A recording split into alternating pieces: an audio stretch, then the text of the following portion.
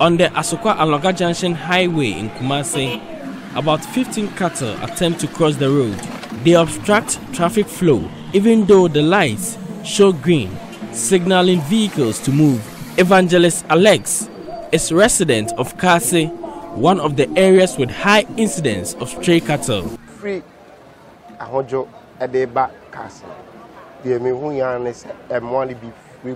was moving from Ahojo to Kumasi with my children. From nowhere, a cattle ran into the middle of the road. Fortunately, I spotted it early, so I applied the brake. It was very close.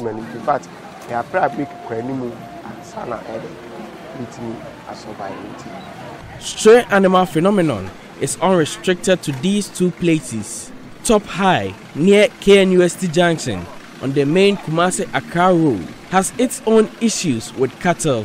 On one side of the road, cattle graze here without supervision, causing obstruction and other forms of nuisance to road users.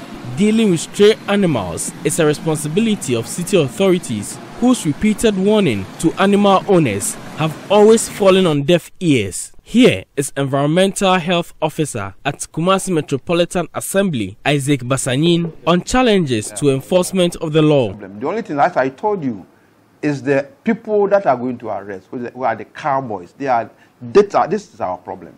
We hope we are going to sit down with them again. They were trying to charge about 100 cedis per arrest, and of which I would think is too high. And we are saying at least they can charge about 50 Ghana cedis per animal. We will do that. So that is the only problem. I hope after Christmas we are going to commence the exercise. We have finished with every arrangement. Those who are going to keep watch the animal when they are in the pond, and then those who are going to arrest them, and then the vehicle that we are going to use in arresting them. We have finished the necessary arrangement. At Banka, a farming community in the eastern region, similar situation prevails, mainly with goats and sheep. Farm produce, as well as backyard gardens, are constantly under siege, leaving crops completely destroyed and farmers in huge losses. Cocoa farmer Kwame Nkrumah is a victim of such destruction when animals ate cocoa beans he was drying. He also lost crops, which saw him record very low yield. He explains how the situation affected his family.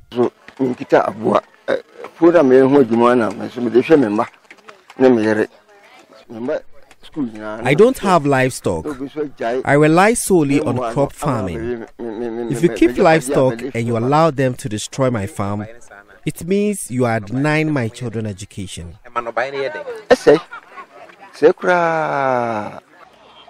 In the center of the community is what one may call a special prison, as old as the community itself, for stray animals. All stray animals captured under any circumstance are kept here until their owners show up to claim them. 3 weeks ago, Kwame Nkrumah arrested a goat which had destroyed his crops in his garden. Trader and livestock keeper Yadida claimed ownership of the captive animal.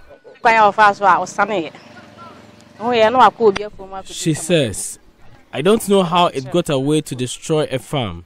It was arrested and I had to pay 50 cedis for it."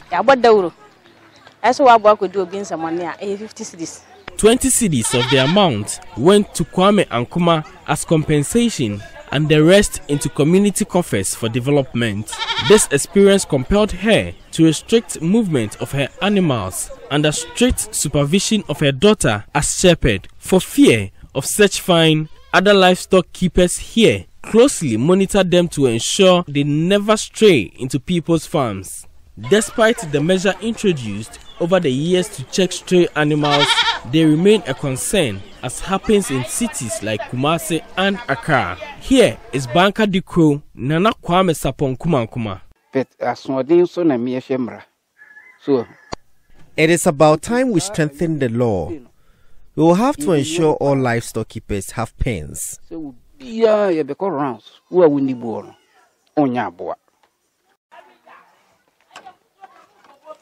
An empty prison, that's how I'll describe it.